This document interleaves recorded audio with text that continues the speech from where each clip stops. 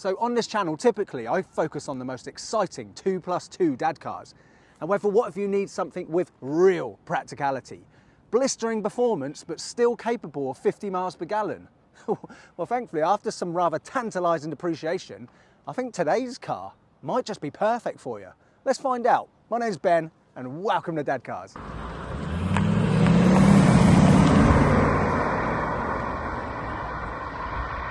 So today we're going to find out how practical is an Audi A8 really, and then I'm going to take it out for a drive with two of my children and find out what it would be like to actually live with an Audi A8 as a dad. So here today we have an Audi A8 4.2 TDI Quattro Sport. And before you switch off thinking a diesel doesn't sound exciting enough, this has a twin turbocharged V8. Producing around 385 horsepower from standard, and is good for a 0 to 60 time of around 4.5 seconds. But this car's had a stage 1 map, which means it should be even quicker, which I'll tell you about when we take it out for a drive. And something which you've no doubt noticed about the A8 is it's huge. So let's get in the back and see what the rear practicality is like. Right, so what does actual rear practicality look and feel like? Wow. What a contrast to the normal stuff I have on the channel. God, these seats are lovely and soft and supple leather, perforated details on. We've got sweetie bins. Oh, what's this in here? Yep, look. And we got some charging ports as well. Little ones with iPads and stuff. Cubby holes. Wow, look at this. So if you've only got two back here, they get the executive feel. And look at that. Cubby hole for wet wipes. Cup holders. I mean, this is just glorious, isn't it? What a lovely, lovely place to be. Oh, the headroom as an adult. Oh, this is so comfortable. But let's have a look at child seats. Right, so Isofix space. Now, bear with me, because I think this is going to illustrate a point and an issue with rear-facing baby seats really well, because obviously this car is massive. Right, so that's in there now. Let me get a rear-facing baby seat and show you what I'm talking about. Now that front passenger seat there is in a very comfortable position for an adult occupant. But look at this. Look, it won't actually go in, it's resting on that there. Now, I can move this forward, which I will now do. Now, I've moved this passenger seat forward to the point where an adult occupant would have 2 or 3 inches between their knees and the glove compartment. And obviously now this fits in here very nicely, and you've got a couple of inches space there between the seat and the back of this. But this is a more compact rear-facing baby seat. A lot of other designs now, you know, they're much more sort of folding back and, you know, reclining and things like that. So I think this highlights a point. One of the comments I get quite a lot on 911 Aston Martin reviews that I do when I put rear-facing baby seats in the back is people say that, you know, the seat's too far forward for an adult occupant at the front, or there should be more space between the rear-facing baby seat and the seat in front. But if things are as tight as this in an Audi A8, which is longer than a Range Rover, I don't think it's a fair complaint. You know, when you're trying out 2+2s and you're getting a rear-facing baby seat in, it's not touching the seat in front, and even if the seat is a little bit more forward than what would be comfortable. Right, so now I've got an Isofix-based booster seat here on the right, and quite often in seemingly large saloons, it renders the middle seat kind of useless. I mean, it certainly did in that recent M3 competition that I did. You wouldn't be able to get a 12-year-old gymnast in the middle on an M3, but look at that. Obviously, it would only be for a short journey, but say if you did have to sort of sit somebody here in the middle, I mean, certainly a child would be able to sit in here, but even an adult, I think, for a short journey would be able to sit in the middle, which is impressive. If you need to carry 3 children across in the back of your A8, you could use one of these belt-secured travel 5-point harness child seats here in the middle. Fits quite nicely. Also, I've just measured as well, and if, like me, you've got 4 children, there's plenty of space back here to fit a 4 across all-in-one multi-max seat. So it passes the Dadcars boot test. I mean, look, the boot in the A8 is massive. I've got a double buggy in there as well. So if you're trying to convince your other half that you can get an A8 instead of an SUV, oh, look how practical this is. Right then, girls, shall we go for a drive? Yeah, you ready? For some reason, Daddy's trainers are squeaking on the brake pedal. I don't know why. So what does it feel like sitting in this 2016 Audi A8? Well, it's lovely. Everything feels really high quality. I'm not a huge fan of black interiors in cars, but in an Audi, you should probably have a black interior. It just fits, doesn't it? You know, you've got a leather wrap dash with some nice stitching up here. Just so much nice things to look at. And this folding screen, I love a folding screen. And it just highlights to me again how frustrating it is with the current generation Aston Martins that were available at the same time that this car was new, and they're double or even triple the price of this already expensive car. They don't have folding screens. You're stuck with having the infotainment screen just there all the time. It's really frustrating. I thought I was over that, but clearly I'm not. So this is a Mark III Audi A8, which were produced, I believe, between 2009 and 2017. And then this is I think there's a facelift around 2014, which is what this car is. And I think it looks really nice externally. Wonderful front end with the right amount of presence without losing the kind of understated appeal that you get with a car like this. And the rear as well. I've got a bit of an obsession with rear lights, but you know, I like the rear lights on this. But the current generation A8 has a full reflector strip. Now look, I love a full reflector strip on a sports car, a classic 911, Honda NSX. But do you want that on your Audi A8? I don't know. Is a little bit of the class kind of lost in the current generation look from the rear? I don't know. Let me know in the comments below. What do you prefer? These rear lights or the current generation rear lights? But overall though, this car, externally, internally, feels like a very modern thing. And what you get the benefit of if you go for a car like this, I mean, this is a 2016, but you get the benefit of that massive depreciation. This car that I'm driving today, when it was new, with all of its optional extras, the sport model, this was around £84,000 in 2016. And what can you get one for today? Well, you'll struggle to find one of the sport models, because when I checked on Auto Trader this morning, they were all the SE trim level cars, which I'm sure are still very nice as well. But you should be able to get an A8 like this, you know, with sensible miles on the clock. This one's got around 75,000. You should be able to get them for about £20,000. That is some really tantalising depreciation, isn't it? And I think makes these a really exciting proposition.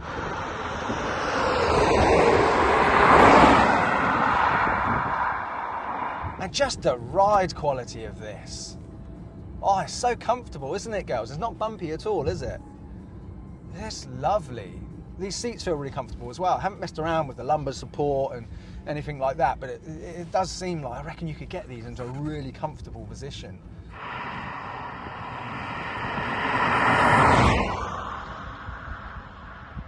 I did actually have a situation earlier on where I was at a junction and I needed to reverse to get back in, and I kept putting it in park by mistake, so that was a bit annoying. I don't know if that's sort of user error or if this gear selector is a little bit fiddly, but it's a very nice thing to hold, and it's a beautiful thing to look at. Right girls, we'll go fast in a minute, yeah? We're not going to go fast just yet though, okay? Oh, would you like some sweeties? Yeah. So this car's owner, Alex, he's a dad, girls, and he actually gave us a selection of sweeties to have today. Do you reckon you can open them for your sister? What do we need to say to Alex?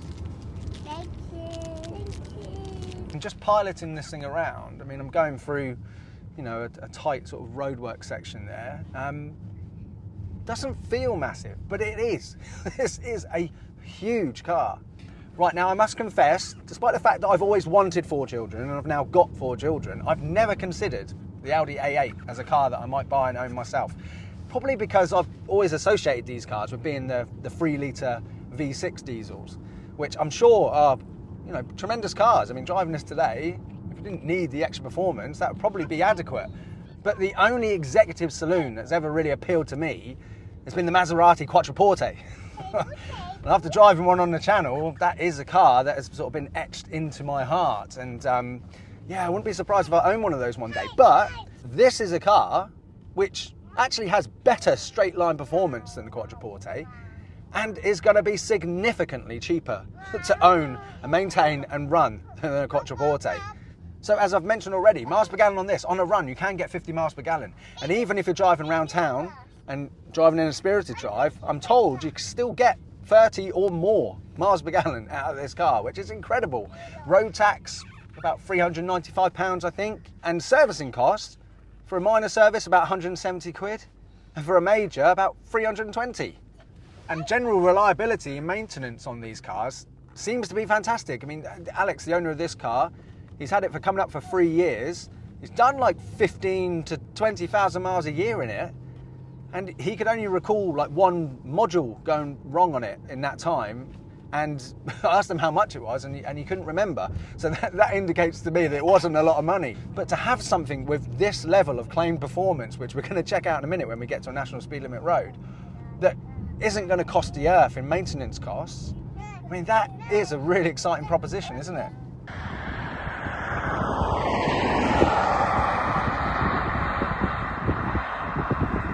Now, I always remember my driving instructor told me that only a fool breaks the 2-second rule. And the annoying thing about that is that when you leave a 2-second gap, there's always someone that cuts into it, so you have to brake and slow down. And it's normally a BMW driver, isn't it? But the wonderful thing about driving an Audi is that you don't have to pay attention to that 2-second rule. You can get as close to the car in front as you want. That is the Audi way. That said though, I think it's different with an Audi A8. You're never going to see an Audi A8 cut into someone's 2-second gap, are you? Because it's impossible. Because this thing's so long. It's over 5 meters long. It's longer than a Range Rover. I mean, if you've got the long wheelbase one, I think it's like 5.3 meters long, or a little bit longer than that even. Just to illustrate how big the A8 is, when it was sat on my drive, it made the Aston look like a Lotus. But like we saw earlier on, despite the fact that this car is so long, there's not masses of space, you know, between the rear-facing baby seat and the seat in front of it. There's recommendations that you should have 25 centimetres between a rear-facing baby seat and the passenger seat in front of it. I mean, you could probably achieve that in a long wheelbase A8, but you're telling me that every other parent out there is driving around in an Audi A8 long wheelbase, or a car that's as long as that.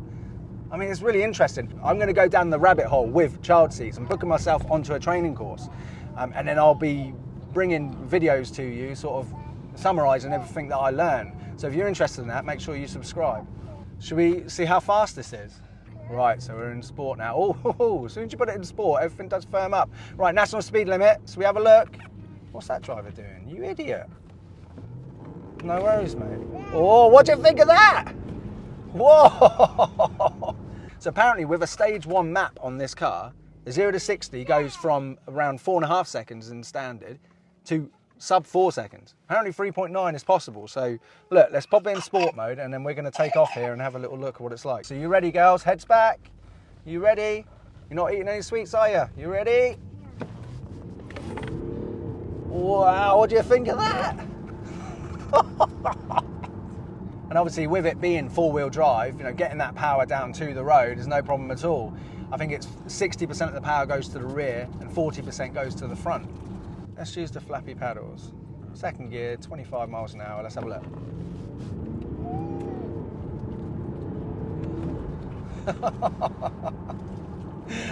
It is always quite alarming when something as big as this and as heavy as this can shift quite so quickly. It's incredible what they've done now with modern diesels. It's a real shame because they really nailed it with diesels now at the end, haven't they? But probably not going to be around for too much longer.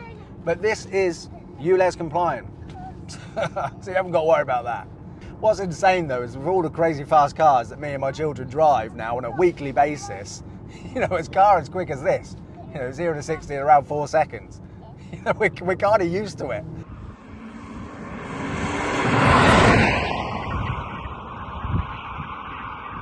Another thing I often talk about on this channel is that when you become a dad, you feel an almost sort of sense of pressure from society and those around you that, you know, you should put the sports cars behind you and get yourself something practical. That's you being a good dad. But you don't have that pressure with a car like this. No way. Look, if you turned up at the in-laws in a diesel Audi that looked as nice and understated as this, that could do 50 miles per gallon, even the most disapproving mother-in-law would give you a pat on the back. Just don't tell her that it's had a stage 1 remap. Disclaimer, my mother-in-law is lovely.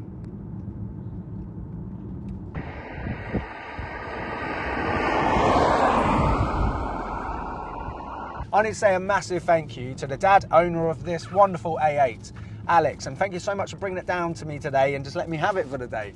I really appreciate it. He uses this with his 3 teenage boys going to their clubs, cricket and football and rugby. and they love it. And he told me as well that he sometimes watches the Dadcars channel with his sons, and one of his sons' favourite car that I've done is the Mustang. So look, shout out to you guys if you're watching this as well. What do you girls think in the back? Good. Yeah, what's it like compared to the other cars that we have on the channel? Even better. Even- Even better. Yeah, why? Because is there a little bit more space than there is in 911s and Yeah. Aston Martins? Yeah, don't get too used to it, girls, because yeah, I don't know if I'm quite ready to get myself an executive saloon just yet. Yeah. Would you like me to? Oh yeah, I no. want you to get a dog. You want me to get a what? A dog. A Dodge? Yeah, you want me to get a Dodge? How fast can what Dodge? Like a Dodge Challenger? Wow, yeah. There's certain models of the Dodge Challenger that can go really fast. Or Dodge Charger. That'd be quite nice, wouldn't it? Good. You want a Dodge Charger? Well, look, if anybody out there's got one, we can get one on the channel. Doesn't matter how long it is, you're not getting stuck at a roundabout in this thing, are you? God! God, the torque it's got is really wonderful. I mean, we're just going uphill there, and it was pulling like a freight train. Whoa! From a standstill, honestly, the acceleration is mind-bending. Oh, it's so impressive when you floor it and you're going uphill. Incredibly rapid, this thing. So look, in summary then, for the Audi A8 4.2 TDI, for something that can give you 50 miles per gallon, has this level of interior quality and luxury feel and comfort, with all of the rear space, practicality, the huge boot. And so look, I think it's a good looking car. It's understated for sure. It's a very good looking car. You can get all of this for around £20,000. And if you're considering buying one of these, I highly recommend it. It's incredible. This is probably the car that I should buy next. I need to sell the Aston. I need to get something which is less money so that I can free up some cash to continue funding this Dadcars channel. And you know, this really does tick all of the boxes. The only things it's lacking for me is that sports car engagement that I got, say, with the M3 competition that I recently drove on the channel. And just a sense of drama. You know, drama that you would get from a Maserati. I just don't feel ready to grow up yet. There's still too many sports cars that I haven't owned yet. So, as amazing as this is, I think I'm probably going to be an idiot and buy something else which is really stupid.